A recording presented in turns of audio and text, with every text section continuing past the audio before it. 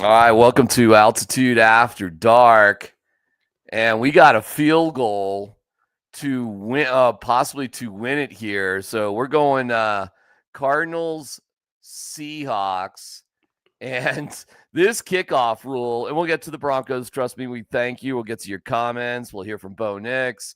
We'll hear from the guys at the desk about Russell Wilson in the Hall of Fame. But this new kickoff, man, just the math, man. You know, it has just made everything different. And the Cardinals, after dramatically tying the game in under a minute, they kicked it short of the landing zone. You can't do that. You kick it short of the landing zone, it goes through the 40. And it just takes a couple of plays. And look what the Seahawks have here. Are you watching the game with me right now, or are you with me or not on the game? No, I'm in I was watching it in my other room, but to get a little peace and quiet away from my my gremlins. Okay. I had to get outside of Well, I'll give you a little play-by-play because I like the kickoff actually, man. It makes it make a play. It makes it way more compelling if you screw up. The game's really not over. I love what they've done with the kickoffs. You really got to take it seriously. It's not baloney. And within a couple of plays, because the Cardinals kicked it short of the landing zone, the Seahawks take it at their own 40. But like just 2 plays later, what is this? This is a 50. This isn't even that far. 52-yard field goal. This should be Seahawks win. Nice and easy. Easy peasy. Seahawks win on a walk-off. Wow. Look at that, man. Jeez. 52-yarder. So Seahawks 3-1, man. Sam Darnold experiment working. What a heartbreaker for the Cardinals, man. Like, I know they get themselves back into it. Maserati Marv has his moment where he was crying. Did you see him when he caught that touchdown pass? Because it's been so bad for Marvin Harrison Jr. that, you know, he's become almost like the punchline of everybody. You know what's funny is there's players like Marvin Harrison that are such hot commodities in fantasy football leagues that a lot of people are a lot louder about his performance than if it was just, hey, the Arizona Cardinals fan base is slightly disappointed with their second-year draft pick. Because I mean, I can speak to this. I have Marvin Harrison on my fantasy team, and he hadn't done anything through 3 weeks. I get you. And nobody gives a shit about your fantasy team. But right. I understand what you're saying. But guess what, DMac, is that these guys understand the magnitude of it when they are supposed to be a fantasy superstar and they're drafted high in a lot of these leagues. Yeah. They get a lot of that riffraff because a lot of them have been on social media since high school. And so they see it all. Yeah.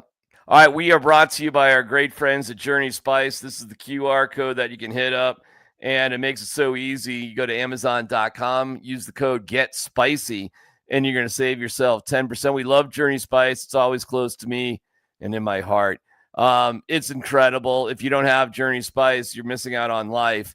No matter what the meal is, no matter what the dish is, Journey Spice on it just makes it so much better. So get with my friends at Journey Spice. You just take it, you just pinch the top like it's cardboard. It's recyclable. You don't need stupid plastics when you don't need it. And you pinch the top. It comes. Oh, look at that. That's a little. Oh, I'm gonna prove it. There you go. I got it. Man. Dude, that's a new one up there. You know what? My wife, I think she replaced that. Usually they were prepped and open, but that wasn't. That was a real thing right there. That's pretty cool. Put it back on. Singles. Tuscan seasoning. That'd be good on a chicken dish. Yeah, Tuscan goes well. Steak, poultry, pasta, soup, and more. So we like the Tuscan. Yeah, I can see that on a good Italian wedding soup too. Pretty good, man. I love an Italian wedding. Journey Spice is the best. Minestrone too. We'll get to more of Journey Spice in just a second. We're talking about redemption stories, and we'll go through this game by the numbers. But let's start with Bo Nix, who, like, man, it's tough in the NFL. It's pretty loud. It's pretty loud out there, isn't it? When you have 3 bad games and you can't, hit the long ball, you get questions like this. And I'm sorry, Bo, but this is what it is. You got to suck it up. When you get that chance again. I'm going to miss several throws in the future, and just about that. How about that reaction to be asked about? I'm Bo Nix. Make the throw, dude. but make the throw. Throws or when you get that chance again? I'm going to miss several throws in the future, and probably going to miss a few deep ones. We just got to keep throwing. Let me ask you this, though. Coach said, that he wants you to just keep firing. You're going to hit him. How do you like that confidence he has in you to keep doing it? Well, I love it. That's, the name of the game. You just keep making the next play. You keep throwing it. You don't want to be, afraid of failure. You don't want to be afraid of missing. You just go out there and shoot the shot, and, we'll hit him. Like it. You like that attitude? Like that second one, yep. Like the second answer there. All right, so what's going on with them there, Coach? Coach me up on Bo Nix these days. Well, I dropped back. I overthrew a player. Is there really anything else to talk about? I don't know, man. It's pretty simple, right? It's that simple, right? Because is it? I don't know. I'm pretty sure that there's been a time in his career where he dropped back, threw it to the other team.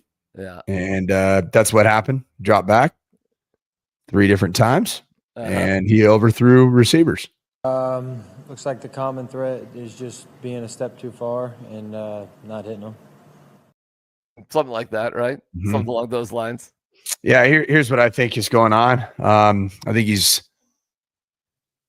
pressing, clearly. He's not comfortable this year. I think some of it's Sean. I think some of it's him. I think Sean is overall, he's put him into some decent situations to be able to get guys open and make plays. And in the NFL, man, it's different than college. You're not going to get as many opportunities that are that wide open. Right. And so like, hey, I'll be candid. I think at every level, there's a certain element of, you've got to, if you don't take advantage of the opportunities that are presented to create big plays that are open and hit the requisite open throws, it catches up to you really quickly. And if you do it 3 times in the National Football League, or even 2.5, like, you want to say that the first throw, like I heard Dave Logan say that he would have loved to see Marvin Mims lay out. Yeah. Guys, the percentages of catching a football laid out with a ball that's essentially overthrown past it's so low. You can lay out all you want. The other 2 were laid out, right? I mean, did Cortland Sutton lay out? Yeah, they both were laid out. Lay out the second time. So you don't think Mims should have laid out on that one? I think he should have, but it wouldn't make, like, people just assume that it would have been 100% a catch. Yeah, by laying out for it. The times that I've seen full speed receivers overthrown and then fully lay out and catch the football, it's so few and far between. So it's like, cool. Well, why don't you just throw it in stride and hit the guy? Like, it's like, right. Why are we cutting hairs about whether or not Marvin Mims laid out? How about we just hit the guy that's wide open and throw it in stride? Because guess what? Right. You make millions of dollars to do that. Okay. I mean, that's just the reality of this all. But what's going on? Back to the original question. What's going on with Bo Nix? Not generally very healthy mentally right now in his overall state of mind. I think he will respond. I think he has responded in the past.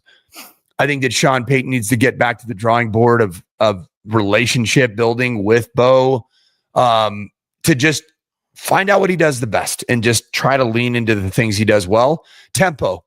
Like, Sean Payton needs to turn into Gus Malzahn circa 2019. Like, that's what he needs to be. Just lean into the tempo, lean into the simplicity, let Bo run a little bit, design a run or two that Bo can take off and go get a couple hits and feel like he's in the game. But he just doesn't look like a quarterback that's overly confident in what he's doing right now. Here's what Bo said about that specific thing today. What have been some of the things that have helped you get into and stay into a rhythm? That's a great question. I think just early game completions, early game, touchdowns, get in a rhythm early in games. It feeds off, the rest of the game. And then, usually those go week to week. You get in a good rhythm. You see things well. And I think that's a little bit of our thing is we're not really catching a rhythm. We're just kind of hit or miss, and that's, as an offense, it's tough. No matter if you're trying to run the ball or throw it, you always want to get in a rhythm. How much hit? That's kind of confirms what you just said Yeah. there. Okay. Yeah. Let me give you this number really quick. This is really interesting to me. And this is the Sean Payton record. Now, this is with the Saints, but we could add up the record with the Broncos, and it would be somewhat similar. First 4 weeks, September, he's 24-20. In October, 38-13. And again, that's just with the Saints. But if you threw the, 2 seasons and now this one in there, it would be similar. It would be along those lines. Right. We hope that October. But the Broncos were 2-2 last year, and then they did better. They went on a run. They were 1-3 in September with Sean. They did, a little bit better in October, but he was saddled with Russell Wilson. But that is kind of interesting, isn't it? That Sean Payton is a kind of a 500 coach for his teams over his career, but you give him 4 weeks and all of a sudden it's significantly better. And that Bo is like, no, I got to do this. I got to do that. Coach, could this simply be that Sean Payton kind of either overcoaches or throws too much at his guys, and it does take him a month to figure things out? Yeah, it could be it, but does that seem like a championship way of coaching football? Got him one, I guess. Yeah. Okay. It's not great. It's not great. Just kind of sandbag through September. That's what the theme of September is for Sean. Sandbagging September, Sean. That's what it is, man. I don't know, dude. I don't get that. Well, here's what I think about Sean. Time. So Sean Payton loves a quarter pole, right? He loves talking about these quarter poles. Yeah. So he loves he's like, after a terrible first quarter pole, he's like, yeah, man, I got everybody right where I want him. Listen, through the first quarter pole. He does right after the game's probably not the right spot to ask him. And I'm not out there, or I would, but I guarantee you, Coacher, I will ask this question if I can on his conference call on Tuesday morning. Usually he does it Monday morning. But I want to ask him flat out, Coach, you've got this record in the first 4 weeks and this record in the second 4 weeks. Why do you think? Why is it? My concept, I think the dude, Sean's planes over coaches. I think that's who he is as we're getting to know him better and better. And what I think, this is my guess, is that he simplifies things for everybody. You know what's a bad time? And DMac, I'm just going to go off your overall feel and vibe as it relates to the Sean Payton and Bo Nix experience in the last 48 months, or we'll call it 24 months-ish. Go for it. Your most uncomfortable period of time with both Bo and with Sean Payton was this particular training camp and late off season. And I think that Sean Payton does way too much with the national media, with the national narrative. And then even Bo, remember Bo in the YouTube video and the merch and everything. I mean, you talked about it. You were right, man. You were right on that. Is just, dude, what have you done, man? Yep. What have you really done? What are you doing? Who are you listening to? Why are you doing this shit? It's so unnecessary. Both Bo and Sean. Both. Yeah, and I'll give you another unnecessary thing. And he's fine if he wants to do it, but it's unnecessary. This podcast that Pat Surtain's got going on, unnecessary. Don't need it. But you want to do it, you want to expand your brand, whatever. But I'm telling you, Coacher, it ain't necessary. No, I agree. None of it's necessary. Doing this. And if people want to turn around, oh, what about you? This is what we do. Yep. This is what we do. This is our job. You know, it's not necessary for me, frankly, for me to have another job where I'm bizarrely, and I'm not saying you're coaching Valor or whatever, but I mean, something I don't need to be working in the widget factory doing something. Or I don't need to be doing anything that takes me away from the focus of being a media person. Right. And I think, well, by the way, Bo was asked about that today. And it was Arnie Stapleton from AP. So I give Arnie a lot of credit. He asked Bo about the hype at the beginning of the year, if it's had an impact. Now, I don't think we get an honest answer here from Bo. But I think It was Arnie. I heard it later. I heard it on your show on PhD, and you're like, "That's a good question." And you even said that must have been an out of towner. Well, because it's one of them questions where like you got to see somebody all the time. Yeah. Just what am I doing? But anyways, good for Arnie. Yep. And here we go. Well, Here's the moment. Coach spent a lot of the summer talking you up and talking up the Super Bowl chances for this team. And I'm wondering if that put any sort of extra pressure on your shoulders, on your plate. I don't think so. I think it's better than him talking about how tough of a team, tough of a season it's going to be because we don't have it. So I'd rather have the confidence going in and have the full season to play and just get to go out there and play it out than a coach that doesn't really have confidence in us. Yeah, well, that's smarmy, Bo, too, because the other option isn't like the complete opposite. Like, it wasn't like, I'm Sean Payton, I'm talking to Kay Adams. Either I'm going to say he's a top 4 quarterback, or I'm going to say he's the worst quarterback in the league. It's not one of the other. Right. It's certainly fine to say, I really like Bo. He's a young man who's developing, and let's see how the season goes. You could say that. You don't have to be, late night dialing. Who did he call? Diane Rossini. Right.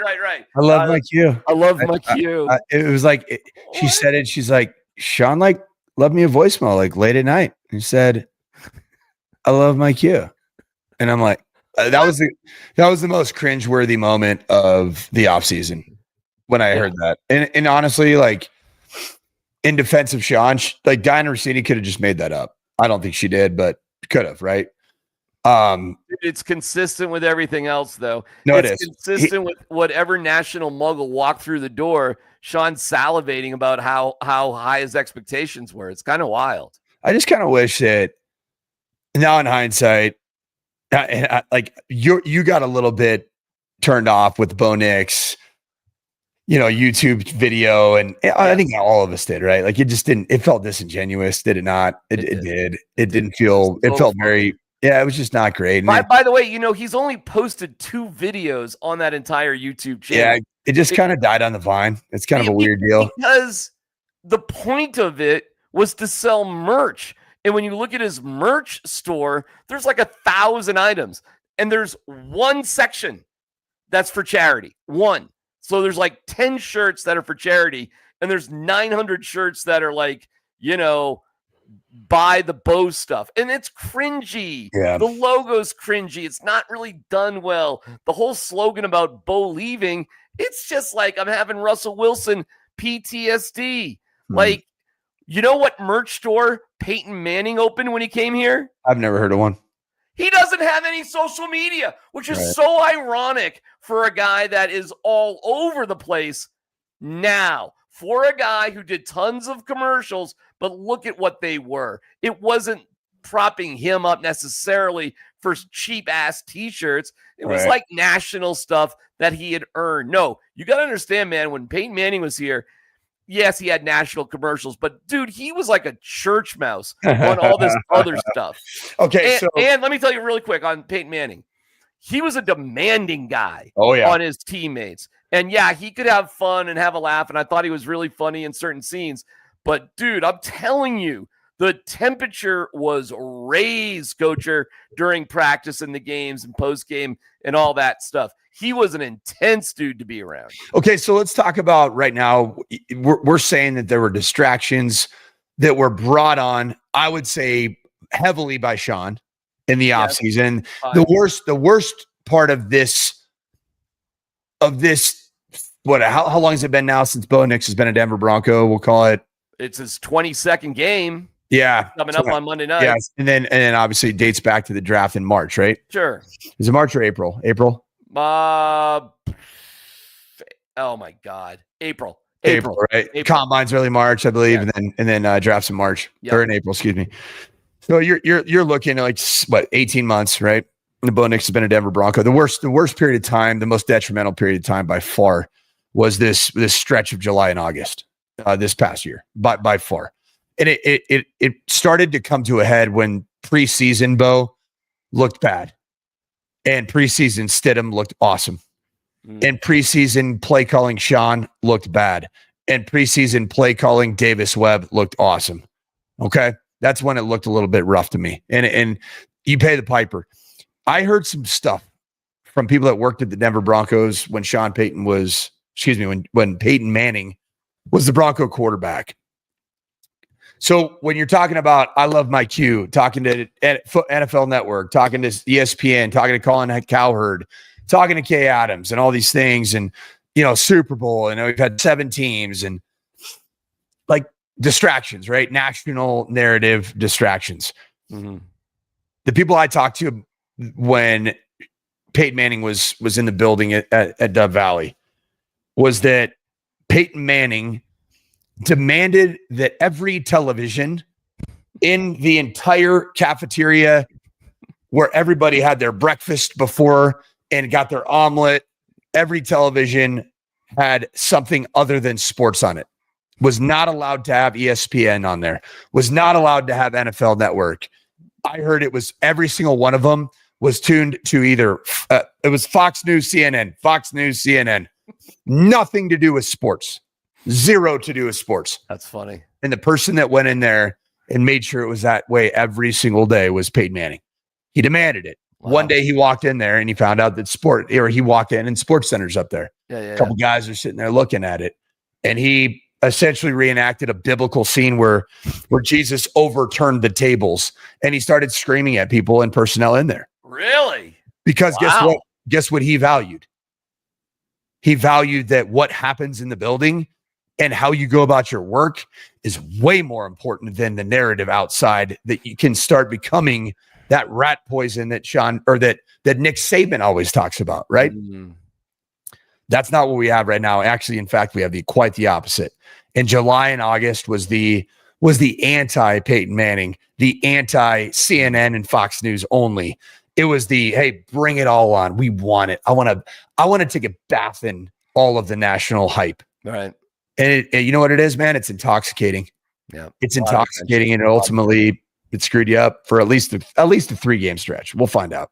And that's why, to me, the theme of all this should be snap out of it. It's as simple as that, man. Snap out of it. Enough. Get back to doing what you do, man. Snap out of it. Come on, do Sean. it here. Hey, Sean, I got one thing to tell you. Snap out of it. And be a ball coach, okay? And be a dad's ball coach. Coach your team. Coach your quarterback. Well, you know what? Sean, instead of saying I love my Q, why don't you just not call anybody late at night and just coach your Q? Just coach your Q. Exactly. It is intoxicating. It says snap out of it. I'll tell you this, and let me look at some numbers for you, and we'll get to the Russell Wilson Hall of Fame conversation. Oh, yeah. That happened on Prime tonight. That was interesting. Yeah, my guy Sherm. My guy Richard Sherman. Let me look at some numbers for you just to see. The Cincinnati Bengals, dude, they suck. They are just kosher. I mean, just look at some of the numbers there. This is offense, and I'll put up defense in a second. But they don't do anything good. They don't run the ball good. They don't defend their quarterback well. They turn the ball over a ton. I mean, these guys, look at the numbers. They 2-1 now. 2-1. Yeah, they're 2-1 because Jake Browning took the ball 92 yards and got it in a couple weeks ago. Have you looked at this Bengals-Vikings game? And hey, I've never heard of Isaiah Rodgers in my life, but right now he's the defensive player of the year, Isaiah Rodgers of the Minnesota Vikings. You know what, DMac? I'm going to put up my comment right here, and I agree with this trap game. Oh, my God. I do. I do. Oh, my God. Let me ask you this. Dude, if they lose let me ask you this right now. If you look at the advanced analytics of Bo Nix's career, completion percentage over expected, expected points added, time to throw, all of the different advanced analytics, who's a better quarterback in the starts that they've had, Jake Browning or Bo Nix? I don't know. Jake Browning, just so you know. Just so it doesn't matter on this particular game. Let me ask you this. Let me ask you this. Who's got a better slew of weapons to throw to, Jake Browning or Bo Nix? Well, clearly it's Jake Browning, but you've got to be able to throw it to him. Here's the problem there, Coacher. First of all, 8 giveaways. That is 32nd in the league out of 32 teams. Sacks allowed, 26. Their offensive line is garbage. Running, they're 32nd last in the league, Coach, at 49 yards. 27th in net passing with Chase and Higgins. I get it, and Noah Fant is their tight end. And the indestructible Samaje Perine as their primary running back. Dude, I get it. No, you're forgetting about Chase Brown. Have you heard about his stats? I got Chase Brown, but No. Have you heard about his stats? Go ahead. It's one of the most remarkable things I've ever seen in my life, and I'm going to read it to you right here off NFL Pro. Okay, so Chase Brown, running back for the Cincinnati Bengals, he's got one of the most remarkable stat lines. It is okay. He has 98 total rushing yards. Okay, but analytically, the Bengals offensive line has blocked for Chase Brown negative 54 yards. And so he has, listen to this, he has 145 yards after contact. That's comical. 145 yards after contact. Comical. I saw that stat on Ashton Genty and I thought it was wild. I'm like, wait a minute. Ashton Genty has more yards after contact than he does total rushing yards. Like, that's insane. He had 145 yards after contact and only 145 rushing yards. I'm like, your offensive line blows. This is like a 70. It's like it's a 54-yard discrepancy between what Chase Brown has rushed for and what his offensive line has blocked him for. It's insane. That is insane. So, yeah, they suck in terms of that. So no matter what the weapons are, Browning's better than, but whatever. You know, the Vikings scored 21 points in the first half off turnovers, with 14 of them coming from Isaiah Rodgers. And Rodgers caused the fumble that the offense drove in before the end of the half. It was 31-3 at halftime. How are you liking this? How are you liking the stats over there on the left side for the Broncos? You liking those? They're not great, but they're bad, dude. But I'll tell you. You think you've played against any juggernauts defensively? I mean, in 3 games, how much do you think that the Colts minus Latu and 2 of their starting corners, and then the Titans, do you think that those are really good defenses? Dude, are you really scared about this game? I'm mortified. All right. I mean, they allow 30 points a game, bro. I mean, I get it. The Broncos aren't a juggernaut sort of team, but my God. I mean, my God, are they bad? The Bengals, that is. Let me show you some of the defensive numbers here. I just made it a little bit easier to read. But defensively, too, this has nothing to do with their offense. I mean, dude, they allow 30.3 points a game. Yeah, but 4 interceptions, man. Top 3 in the NFL. Okay, part of the reason they're 2-1 is that they take the ball away. All right, but they got 8 giveaways, my friend, and they give the ball away twice as much as they take it away. That's bad. Rushing, they give up the rush, they give up the pass, they give up third down. They suck, bro. And defensively, the Broncos numbers defensively should be better than they are, in all honesty. But look at sacks, Coach. Yeah. 20% sacks, and look at what, again, with sacks allowed, the good old they're 8th there in sacks allowed. This game is going to ride and die on pressure on Browning and turnovers. The end.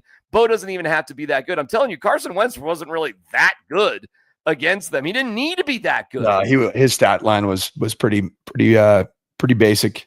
And I think Bo Nix's is going to be pretty basic as well, because all right, listen, bro, you can win this game and not even win giveaway takeaway, as long as you produce points off whatever you give or whatever you take away. Right.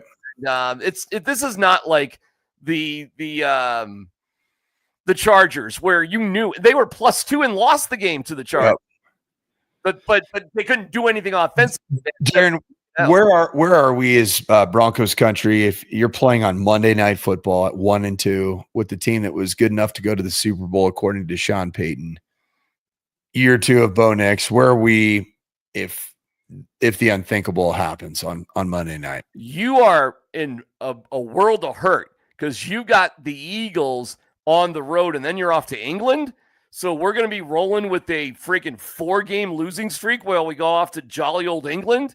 And I get it. The Jets are, they have typical Jets problems, but that's not a home. That's an away game. It's not a home game. I don't even know how you count it. Right. Anything can happen. That one, I don't know what to tell you. I mean, it's so weird and so different going to England. It's impossible. Nobody can predict what's going to happen in that one. So you could lose it. And then if you really want to go down, the worst of all, death pools, you really are staring down the barrel as a 1-5 team, with a good defense, and the season ain't over at 1-5 because you got some winnable games left. If you're a 1-5 teams, coacher, we're starting Jarrett Stidham because the season ain't over, but Bo's season sure is, if that's what's going on. Now, I don't think it is, by the way. The Broncos are a 7.5-point favorite. I think they're going to cover that plenty. I think they're going to win 31-13. Okay. I got the Broncos winning big. But you, my friend, are freaking people out. I mean, I'm just speaking my truth because right now I don't see any evidence that the Denver Broncos are a dominant offensive football team or a competent offensive football team through 3 games, 2 of which are bottom 10 defenses in the National Football League. Hey, Bengals, we recognize you. Bottom 10 defense. Yep. Colts, bottom 10 defense. Yep. Titans, bottom 10 defense. How would you summarize the Broncos' offense performances against those 2 teams? Not great, Bob. I mean, good in the first half against the Colts, but or the Chargers. No, Colts, right. Colts. How are they against the Titans? The Broncos' offense. How was Bo Nix against Titans? Sean's not great at the beginning of the year with his team. Okay. However, I understand what you're saying, but let's not forget the Broncos in 2 games that they lost never trailed in the fourth quarter. Yeah, that's true. All right. Are the Bengals a better football team with Jake Browning at quarterback than the Titans are with Cam Ward at quarterback? No, I don't. Well, okay. I got to think about that one. I think the Titans are the worst team in football. No, they're not worse than the Saints. Saints. Yeah, there you go. Yeah, Titans, Saints worse. Titans. I was thinking Panthers. Panthers are way better than the Titans. Yeah, they are actually.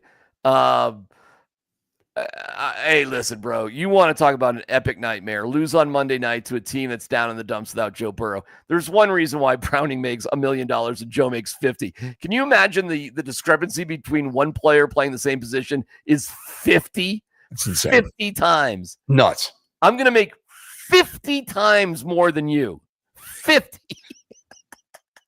Can you imagine what other workplace, Coach, seriously, what other workplace, in what other job, if this guy goes away, the guy doing the same job is worth 50 times less, but he's still expected to do the same job.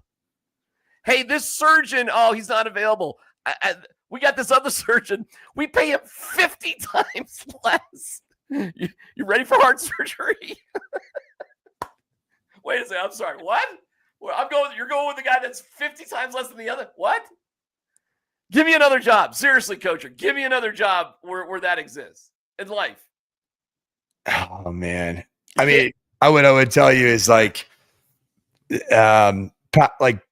Power 2 conference coordinators get fired, and then you end up having like the tight end coach or an offensive analyst calling the plays. Yeah, I mean, it would be like, you're not available tomorrow night to coach against Ralston Valley, so Andy Lindahl's taking over. I mean, like, what are we doing here? All right, we're going to get to some pretty rocky words for Russell Wilson from people who know him best in a second. Hang in there. There's a world of flavor out there, and to find it, you have to take the journey. Journey Spice Company handcrafts the most premium spice and seasoning blends that have no sugar, no salt, are certified USDA organic, non-GMO, vegan-friendly, and always planet-friendly. You are going to love serving amazingly delicious creations while knowing you helped reduce single-use plastics. Make sure to search for Journey Spice Company on Amazon today. Spice, use the code GETSPICY. It's crawling down here. Get spicy, and you'll save yourself 10% on all Amazon products. Russell Wilson's been benched for Jackson Dart. During the game tonight, this exchange happens. Coacher will let's play it, and then we can react to it. And the concept has Russell Wilson played himself out of the Hall of Fame? Russell Wilson. Honestly, I hope we have. And I say that because I just looking at him and his career, his legacy, like you talked about, if ever there was somebody who played himself out of a Hall of Fame, it's Russell Wilson. Really? And I say that because look at what's happened ever since he left Seattle. When he was in Seattle, he was the man. He was making these good plays. He won a Super Bowl, went to 2 of them. But as soon as he left there, he went to Denver, signed that big old deal. They paid him $39 million to leave. He goes to Pittsburgh, plays there 1 year. He's out of there. Now he goes here and has 3 games. I just don't know if it's going to get any better, and I don't want to see him on a sideline holding a clipboard. So you're very much under the "what have you done for me lately" thing, in taking away the first, decade of his career. Absolutely, and I just don't think he's done himself any favor since he left Seattle, and I don't know, how's it going to get better? I don't know. So I agree. I agree. I think you got to judge his career off when the Legion of Boom was there. He had a legendary defense, an all-time defense, and how much success he had. And then without that legendary defense, the success he had. Without that legendary defense, he's been 4-11, 7-8. 0-3 to start with the Giants. He was a winning football player in Seattle, and people said, hey, winning is football player, all this good stuff, all these accolades, and now you get to go on your own and you get to prove, hey, I'm this great quarterback. I'm this guy that's going to be dominant, and it just hasn't worked out that way. All right. Has he played himself out of the Hall of Fame? I don't know that Russ was ever a surefire first ballot Hall of Famer type. Okay. I'd say he's a Hall of really good. Like, is every quarterback that ever won a Super Bowl a Hall of Famer? Not one Super Bowl necessarily. No. 2, yes. But he only won 1. Russ. He only won 1, yes. And then lost 1, right? Yep. Trent Dilfer, not a Hall of Famer, right? Correct. Joe Flacco, not going to be a Hall of Famer, right? Brad Johnson, no way. Not even close. Mm-hmm. Yep. Actually, there is one quarterback who's won 2. Hall of Famer? Jim Plunkett has won 2 Super Bowls and is not a Hall of Famer. Cool. Jim Plunkett. Pause. Yeah. But like Eli Manning, who's like, what is he, 91-91 win-loss record, but he's got 2 Super Bowls, and he won't be a first ballot Hall of Famer. He'll get there. He is a Hall of Famer. Yeah. I take a different approach, almost a little bit what I think that Richard Sherman was alluding to there, and throwing a little shade at his former teammate that I think he very clearly does not respect nor like. Mm-hmm. The Legion of Boom defense, Marshawn Lynch running the rock. Yeah. I mean, I don't think he was a Hall of Famer to begin with. And I think this is just cementing that it was more about the defense, the run game, and then Russ making timely plays. Yeah. That's not a Hall of Fame career. And so I don't think he was a Hall of Famer before. He wasn't a guaranteed Hall of Famer. He had a chance to solidify a Hall of Fame career by going to Denver and delivering the goods on a very, very, well compensated package in Denver. Never happened.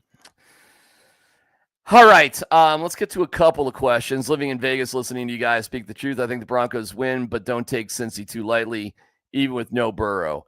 Okay, Mountain Soldier. And yeah, listen, I understand wringing your hands and clutching your pearls, but I'm just telling you, this is a disaster if you just don't wipe the floor. Yeah. I mean, I'll take a win no matter what. I don't take anything for granted, but on the surface, this is not only a win for the Broncos, it's big time. So if it doesn't happen, it doesn't happen. What do you think about this right here, DMac? Go for it. I don't know what makes me more nervous, the truth that Coach Sanford is speaking or the jinx from DMac about the Bengals Broncos game. I'm just telling you what the numbers are and what I've seen, and I'm not, some sort of expert. I'm not breaking down footwork or zone blocking schemes or any shit like that. But I'm just telling you what's going on. And if what's going on doesn't happen, listen, I get it. I mean, the Broncos are in a funk. Snap out of it. I get it, dude. I get it. And who is higher on the Broncos picking Bo Nix than your boy right here? But I said last year multiple times, this is great for last year, 2024. We now raise the bar. And I'm not going to go into it just cutting Bo Nix slack, coach. And I haven't. I don't think I have. So I think I've been consistent. I said we expect more in 2025, and I expect a Super Bowl to contend, at least contend Super Bowl, AFC Championship, Super Bowl in 2027. Because, coach, when you have the right quarterback and you have money to spend, that is such a prime time. And then you have to do the other thing, which is really hard to do. You have to then pay that guy and reinvent your team. So you got to do two things. You got to win on that first contract when you can spend money in free agency, and you got to draft well. And right now our draft picks blow. I mean, we'll see what happens. But our best draft pick is a punter right now. Yes. Okay? Yes. Which is bananas, but good. You got to win two different ways to be a great organization, coach. Yeah. Two different ways. The way the Broncos handled their draft this year, did they think they were better than they were? Was it a miscalculation on the reality of their roster? Nobody was more of a luxury pick than Jahdae Barron, who has played less percentage-wise from week 1 to 2 to 3 of all the defensive players, of all of them. The player that played the least against the Chargers was Jahdae Barron. RJ Harvey had 2 carries. Put Pat Bryant on a milk cart in terms of his production. I mean, it's a little bit better, but it's like Jones nothing. Not playing. Q Robinson not playing. Not even playing. They cut the basketball player. Loner, squad, yeah.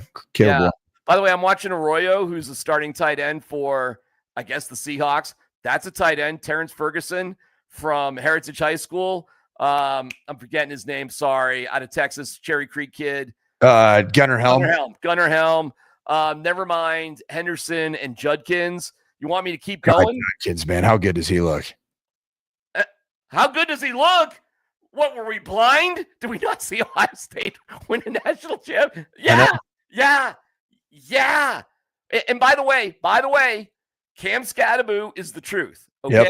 Get at him in the second, third, even early fourth, right? And a lot of people want, like he didn't rush for this. Dude, whenever I hear somebody being critical of Cam Scadaboo, it's so clear to me they haven't really watched any Giants game. Yep.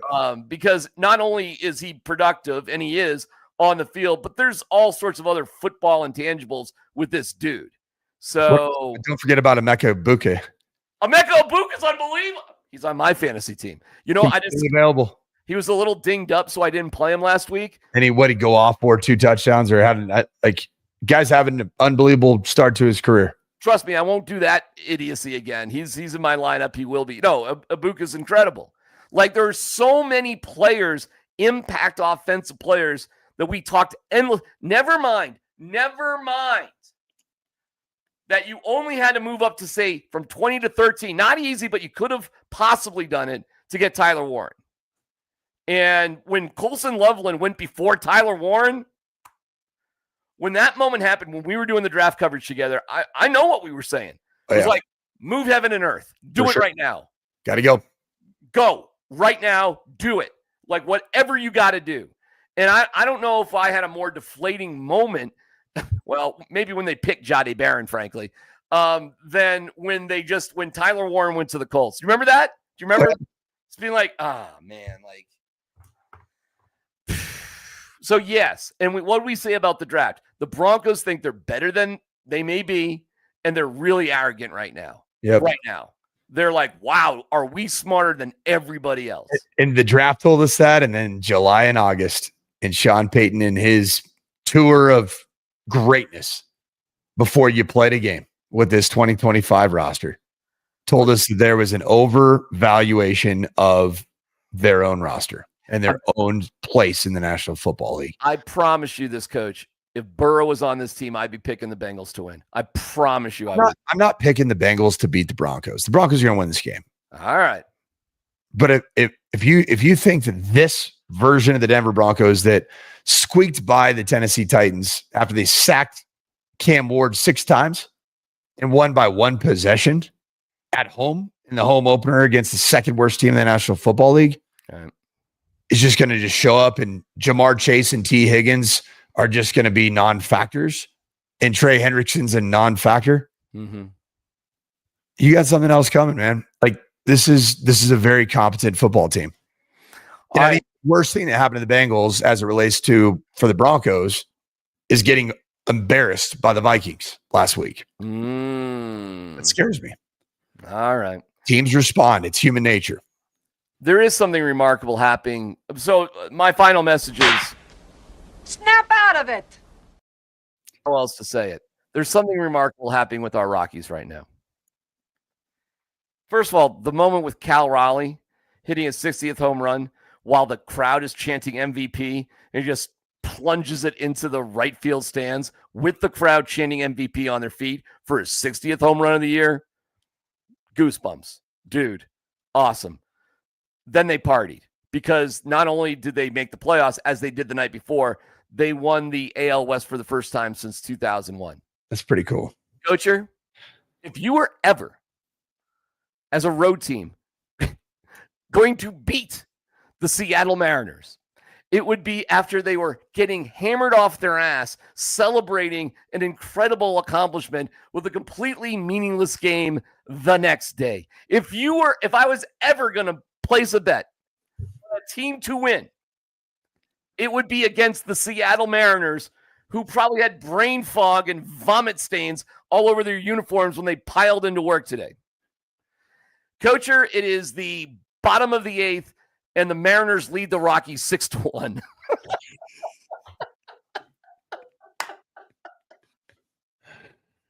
Oh, man. These are so bad.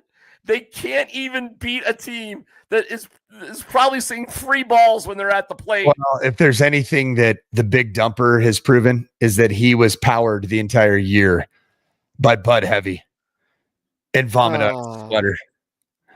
Dude, it's so freaking sad. By the way, in modern history, the second worst team won 43 games. So right now, the Rockies are tied. And the top team, if they lose tonight, they can't catch. They will guarantee themselves, Coach. If they lose tonight, they will guarantee themselves. They can be no worse or better, however you want to say it, than third worst team of all time. Wow. Since 1962, since they went to 162 games. So in 23 years, okay? 63 years. They will be the third worst team. And if you look at their run differential, you really could make the argument that they actually are, which after this, because they're at 412, minus 412, they're down by 6 or 5 rather. So we're staying pat at 417 right now. And they are playing Cal Raleigh. He's 0 for 4. I mean, what do you think he was doing last night? But it doesn't matter because that's how bad the Rockies are, and they're about to take their at-bats in the top of the 9th, and they're about to lose this game. And then they play the Giants for 3 games. The Giants are assholes. They're going to try to beat the Rockies, all those 3. No question. Giants are eliminated from postseason. Yeah, well, that's that on that. But who knows? Yeah. Anyways, bro, I just want to bring that to everybody's attention that in what I thought was the most winnable game of the year, the Rockies are getting killed. Any final thoughts for us here tonight?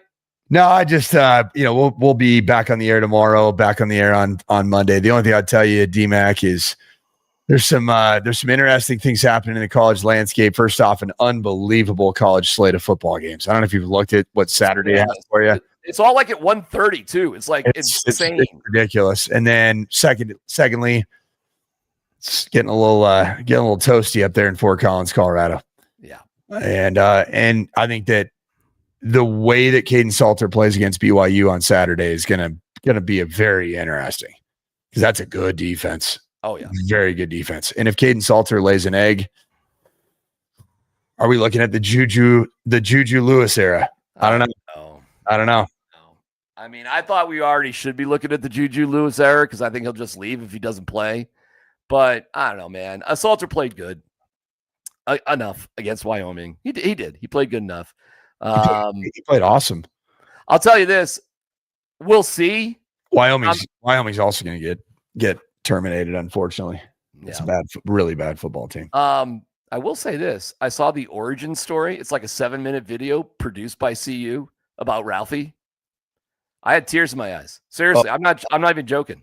I had the goosebumps going. I was in that building when Ralphie 7 ran. It was unreal. You got to see this video about literally where this new Ralphie came from, who his owners were out in Steamboat, how they trained him. I mean, I got a little emotional. I got a little misty watching. It was that good.